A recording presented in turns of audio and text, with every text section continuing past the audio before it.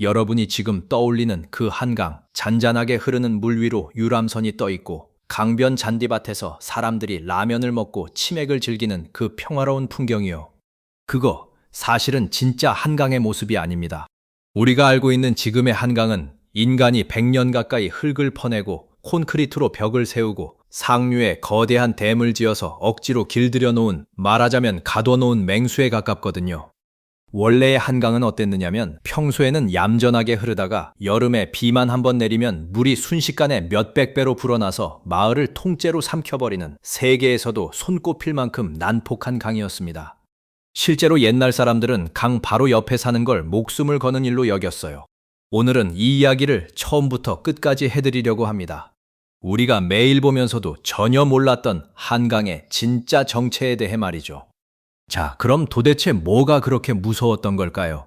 강이라는 게 다 비슷비슷한 거 아니냐, 이렇게 생각하실 수도 있어요. 그런데 강에도 성격이라는 게 있습니다. 그 성격을 숫자로 보여주는 지표가 하나 있는데요. 바로 하상계수라는 겁니다. 이름이 좀 어렵죠? 쉽게 풀면 이래요. 1년 중에 강물이 가장 많이 흐를 때의 양과 가장 적게 흐를 때의 양, 이 둘의 비율을 나타낸 숫자입니다. 이 숫자가 1에 가까우면 1년 내내 물이 비슷하게 안정적으로 흐른다는 뜻이에요. 반대로 이 숫자가 크면 클수록 어떤 날은 바닥이 드러날 정도로 말랐다가 어떤 날은 미친 듯이 불어난다는 뜻입니다. 그러니까 하상계수가 큰 강일수록 다루기 힘들고 위험하고 사람 입장에서는 골치 아픈 강인 거죠. 그럼 세계의 유명한 강들은 이 숫자가 얼마나 될까요? 프랑스 파리를 가로지르는 그 낭만적인 센강, 이 강의 하상계수는 대략 34 정도입니다. 영국 런던의 템즈강은 8 정도밖에 안 돼요. 미국의 그 거대한 미시시피 강조차도 3 정도에 불과합니다. 유럽이나 미국의 강들이 1년 내내 배가 다니고 강가에 도시가 안정적으로 자리 잡을 수 있었던 이유가 여기 있어요. 물이 늘 비슷하게 흐르니까 예측이 가능하고 안심하고 곁에 살 수 있었던 겁니다. 자, 그런데 우리 한강은 얼마였을까요? 댐이 지어지기 전, 그러니까 인간이 손대기 전의 자연 상태 한강의 하상계수는 무려 390이 넘었습니다. 잘못 들으신 게 아니에요. 390입니다. 센강의 10배가 넘고 미시시피 강과 비교하면 100배가 넘는 수치예요. 세계적으로 봐도 이 정도로 변덕이 심한 강은 정말 드뭅니다. 한마디로 한강은 강계의 난폭한 폭군이었던 셈이죠. 그런데 여기서 더 놀라운 사실이 있어요. 사나운 게 한강 하나만이 아니었다는 겁니다. 우리나라의 강들은 대부분 이런 성격을 갖고 있었어요. 예를 들어 전라도의 섬진강, 이 강은 지금도 유량 변동계수가 270이나 됩니다. 아프리카의 그 유명한 나일강이 30 정도인데 섬진강은 그 9배나 되는 거예요. 영산강도 마찬가지고요. 댐이 지어지기 전으로 거슬러 올라가면 상황은 더 심각합니다. 섬진강과 영산강은 무려 700 내외였고 한강, 낙동강, 금강까지 우리나라 주요 강들이 하나같이 300을 훌쩍 넘었어요. 그러니까 한강만 유별났던 게 아니라 이 땅의 강들은 애초에 세계에서 손꼽히게 다스리기 힘든 강들이었던 겁니다. 왜 우리 조상들이 그렇게 물을 다스리는 일, 그러니까 치수를, 나라를 다스리는 것과 같은 급으로 중요하게 여겼는지 이제 이해가 되시죠? 강을 못 다스리면 사람이 죽고 나라가 흔들리니까요. 물을 다스리는 능력이 곧 그 시대 권력의 정당성을 보여주는 척도였던 겁니다. 왜 이렇게 됐을까요? 한강만 유별나게 성격이 나빴던 걸까요? 사실 여기엔 우리나라 땅과 하늘의 특성이 그대로 담겨 있습니다. 먼저 하늘부터 보면요. 우리나라는 비가 1년 내내 골고루 내리질 않아요. 여름철, 그러니까 6월에서 8월 사이에 1년 강수량의 절반이 넘는 비가 한꺼번에 쏟아집니다. 장마도 오고 태풍도 오니까요. 국가 통계를 봐도 1년 강수량의 55%가 넘는 양이 여름 석 달에 몰려 있어요. 겨울에는 비가 거의 안 오고요. 그러니 강물이 여름엔 넘치고 겨울엔 마르는 게 당연한 겁니다. 여기에 땅의 문제까지 겹칩니다. 우리나라는 국토의 70% 이상이 산이에요. 산이 많고 경사가 급하다 보니까 비가 오면 그 물이 땅에 스며들 틈도 없이 경사면을 타고 순식간에 강으로 쏟아져 내립니다.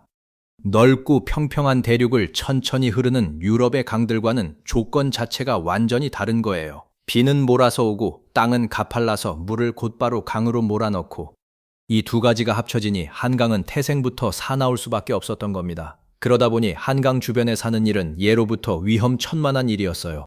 이게 그냥 하는 말이 아닙니다. 기록으로 남아 있어요. 우리나라에서 가장 오래된 역사책 중 하나인 삼국사기, 그 백제본기를 보면요. 백제 기루왕 40년, 서기로 치면 116년의 일이 적혀 있습니다. 6월에 큰 비가 열흘이나 내려 한강에 물이 넘쳐 민가를 떠내려가게 하고 허물어뜨렸다. 무려 2000년 가까이 전의 기록인데 벌써 한강이 집을 쓸어갔다는 이야기가 나오는 거예요. 그러니까 한강의 범람은 어제 오늘의 일이 아니라 이 땅에 사람이 살기 시작한 순간부터 함께 해온 오래된 재앙이었던 셈입니다. 강이 이렇게 변덕스러우니까 물길 자체도 자주 바뀌었어요. 여러분, 지금 서울에서 아주 비싼 동네로 손꼽히는 잠실 있죠? 롯데월드 타워가 있는 그 잠실이요. 이 잠실이 원래 어떤 곳이었는지 아세요? 지금은 강남 쪽에 딱 붙어 있지만 조선 초기만 해도 잠실은 강북에 붙어 있는 땅이었습니다. 강 건너편이었던 거예요. 그런데 조선 중종 15년, 1520년에 큰 홍수가 나면서 잠실 북쪽으로 넓은 물길이 새로 뚫려버립니다. 그 바람에 잠실은 육지에서 뚝 떨어진 섬이 돼버렸어요. 강물이 지도를 하룻밤 사이에 바꿔버린 거죠. 그리고 이 섬이 다시 강남 땅에 붙게 된 건 1970년대예요. 남쪽에 흐르던 강을 사람이 메워버린 겁니다. 그때 다 메우지 못하고 남은 옛 강물의 흔적이 지금도 남아있는데 그게 바로 잠실의 석촌호수입니다. 우리가 산책하고 벚꽃 구경하는 그 석촌호수가 사실은 한강의 옛 물길이 남긴 자국이라는 거죠. 강이 얼마나 제멋대로 움직였는지 짐작이 가시죠. 자, 이제 한강이 인간에게 보여준 역대급 분노의 순간으로 가보겠습니다. 지금으로부터 정확히 100년 전 1925년 여름에 벌어진 일입니다. 그 해가 을축년이라 사람들은 이 사건을 을축년 대홍수라고 부릅니다. 20세기 한반도 최악의 홍수라고 불리는 사건이에요. 그해 여름 7월부터 9월까지 무려 4차례에 걸쳐 큰 물난리가 났는데요. 그 중에서도 특히 무서웠던 건 7월에 한강 일대를 덮친 2번의 집중호우였습니다. 얼마나 많은 비가 왔는지 숫자로 보면 정말 실감이 납니다. 경성, 그러니까 지금의 서울에 그해 7월 한 달 동안 내린 비가 830mm가 넘었어요. 특히 7월 15일부터 19일까지 닷새 동안에만 590mm가 넘게 쏟아졌습니다. 이게 어느 정도냐면요. 원래 한강 중류 지역에 여름 석 달, 그러니까 6월, 7월, 8월 통틀어서 내리는 비의 평균이 690mm 정도였거든요. 그런데 단 한 달, 아니 사실상 며칠 만에 그 석 달치 비를 다 뿌려버린 겁니다. 참고로 몇 년 전 우리를 긴장시켰던 태풍 흰남노 때 서울의 하루 최대 강우량이 120mm 정도였어요. 1925년의 폭우가 얼마나 어마어마했는지 감이 오시죠?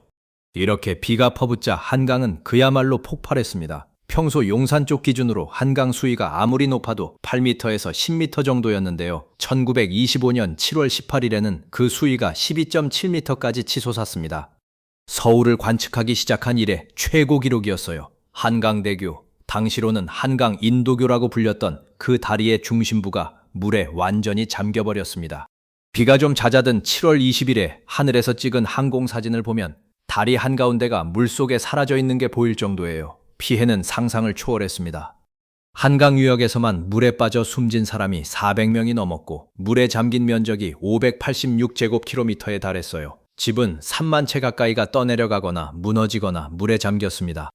집을 잃고 갈 곳 없어진 이재민이 경기도에서만 4만 명이 넘게 나왔어요. 조선 전체로 보면 그해 홍수로 인한 피해액이 평소의 5배에 달했고 당시 조선 총독부 1년 예산의 절반이 넘는 어마어마한 금액이었습니다. 그야말로 나라 하나가 휘청거릴 만한 재앙이었던 거죠. 이 을축년 대홍수에는 사람 냄새나는 일화도 하나 전해집니다. 당시 시인이자 문인이었던 변영로 선생이 남긴 글인데요. 그날 그는 종로의 어느 술자리에 갔다가 잔뜩 취해서 인력거를 타고 집으로 돌아가고 있었대요. 그런데 캄캄한 폭우 속에서 인력거꾼이 다 왔습니다. 대갑입니다. 하고 내려줬는데 정신을 차려보니 집 앞이 아니라 온통 물바다인 낯선 곳이었다는 거예요. 사방이 빗소리뿐이고 한치 앞도 안 보이는 상황에서 그는 집을 찾겠다고 걷다가 무릎까지 차오른 급류에 그만 휩쓸려 버립니다. 이제는 끝이구나 하고 모든 걸 포기한 게 마지막 기억이었대요. 그런데 몇 시간 뒤에 눈을 떠보니 자기가 물살에 떠밀려온 모래 언덕 위에 얹혀서 살아있더랍니다. 알고 보니 해화동 근처에서 빠졌는데 발견된 곳은 지금의 서울대 부근이었대요. 급류에 휩쓸려 그 먼 거리를 떠내려간 거죠. 취객의 황당한 하룻밤 같지만 이 이야기 하나만 봐도 그날 서울이 얼마나 완전히 물에 삼켜졌는지 알 수 있습니다. 그런데 이 을충년 대홍수에는 우리가 꼭 기억해야 할 아픈 이야기가 하나 더 있습니다. 당시 한강변에서 가장 큰 피해를 본 곳은 이촌동이라는 마을이었어요. 지금의 용산 이촌동 자리인데요. 이곳은 한강 바로 옆 모래벌 위에 형성된 동네로 주민의 대부분이 가난한 조선인 노동자들이었습니다. 철도 공장에서 일하는 사람들, 뗏목 만드는 톱질꾼, 강에서 모래를 퍼나르는 일꾼들이 모여 살던 곳이었어요. 문제는 뭐였냐면요. 조선 총독부가 제방, 그러니까 물을 막는 둑을 쌓을 때 일본인들이 사는 지역과 철도, 군사기지 위주로 먼저 튼튼하게 쌓았다는 겁니다. 이촌동 주민들은 홍수가 나기 전부터 몇 번이나 우리 마을에도 제방을 쌓아달라고 요구했어요. 하지만 총독부와 경성부는 예산이 없다는 이유로 계속 미뤘습니다. 심지어 1925년 6월 홍수가 나기 바로 직전에도 어차피 장마철 되면 무너질 텐데 하면서 공사를 미뤘어요. 그리고 한 달 뒤 예견된 참사가 그대로 벌어진 겁니다. 이촌동은 완전히 쑥대밭이 됐고 홍수가 지나간 뒤 이곳의 강폭은 원래의 3배로 넓어져 있었다고 해요. 더 안타까운 건 그 다음이었습니다. 재난이 끝난 뒤 총독부는 이촌동 주민들과 제대로 상의도 하지 않고 이곳을 아예 사람이 살 수 없는 동네, 이른바 폐동으로 결정해버립니다. 자기 삶의 터전을 지키려던 조선인 빈민들은 결국 강에서 멀리 떨어진 다른 동네로 쫓겨나야 했어요. 그런데 이 주민들이 순순히 물러난 것도 아니었어요. 이촌동은 크게 동부, 중부, 서부로 나뉘어 있었는데요. 집이 완전히 부서진 동부와 중부 주민들은 노량진 쪽으로 옮겨갔습니다. 문제는 서부 이촌동이었어요. 이곳은 상대적으로 집이 덜 부서졌고 대부분 용산 철도국에서 잡일을 하는 노동자들이었거든요. 이 사람들은 직장이 코앞인데 멀리 이사 가는 걸 원하지 않았습니다. 당연한 얘기죠. 그래서 그들은 이주를 거부하는 대신 우리 마을에도 제대로 된 제방을 쌓아달라고 요구했어요. 하지만 총독부는 이 요구를 받아들이지 않았고 주민들과 제대로 협의도 없이 이곳을 폐동으로 밀어붙였습니다. 결국 총독부가 지정한 이주지는 지금의 마포 도화동이었는데 출퇴근 거리가 너무 멀고 근처에 꺼리는 시설들이 많아서 옮기라고 정해준 280가구 중에 실제로 옮겨간 건 절반밖에 안 됐다고 해요. 나머지 사람들은 갈 곳도 마땅치 않은 채 뿔뿔이 흩어졌던 거죠. 재난은 자연이 일으켰지만 그 뒤처리에서 누구를 먼저 챙기고 누구를 버렸는지는 철저히 사람이 정한 일이었던 겁니다. 이 을충년 대홍수는 하나의 거대한 전환점이 됐습니다. 사람들이 비로소 깨달은 거예요. 아, 이 강을 이대로 두면 안 되겠구나. 강을 다스리지 않으면 도시가 살아남을 수 없겠구나. 그래서 일제는 1927년부터 1938년까지 뚝섬, 용산, 마포, 영등포 일대 약 33km에 이르는 제방을 쌓기 시작합니다. 한강을 인간의 힘으로 길들이려는 첫 번째 본격적인 시도였죠. 하지만 이 제방만으로는 어림도 없었어요. 광복 이후에도 한강은 툭하면 넘쳤습니다. 6.25 전쟁 통에도 제방이 무너져서 주민들이 흙자루로 급하게 물을 막는 수준이었어요. 그러다 1965년과 1966년 또 연달아 큰 홍수가 터집니다. 특히 1966년 홍수 때는 40여 명이 죽거나 실종됐고 집 2만 3천여 채가 물에 잠겼으며 이재민이 거의 10만 명에 달했어요. 상황이 이렇게 되니까 당시 언론이 서울을 이렇게 비꼬았습니다. 서울이 으뜸수도라는 뜻의 수도가 아니라 물의 도시라는 뜻의 수도라고요. 한자로 머리 숫자를 물 숫자로 바꿔서 조롱한 거죠. 대한민국의 수도가 물이 도시라는 오명을 쓴 겁니다. 여기까지 오자 정부도 더는 손 놓고 있을 수가 없었어요. 이때부터 한강을 진짜로 뜯어고치는 대공사가 시작됩니다. 이 대목이 정말 중요한데요. 왜냐하면 지금 우리가 아는 한강의 모습이 바로 이때 만들어지기 때문이에요. 먼저 강 상류에 거대한 댐을 짓기 시작합니다. 소양강댐을 만들고 나중에 충주댐도 짓죠. 댐이 왜 중요하냐면 비가 많이 올 때 물을 가둬뒀다가 가물 때 조금씩 흘려보내면서 강물의 양을 인간이 조절할 수 있게 되거든요. 그 사나웠던 하상계수, 그러니까 물의 변덕을 댐이 확 잡아준 겁니다. 실제로 1985년 충주댐이 지어지고 나서 한강의 수위 차이가 크게 줄었어요. 그리고 강변을 따라 도로를 겸한 튼튼한 제방을 쌓았습니다. 이게 바로 강변도로예요. 1967년에 처음 개통한 강변일로는 우리나라 최초의 유료도로이기도 했는데 당시 승용차 통행료가 20원, 버스가 30원이었다고 해요.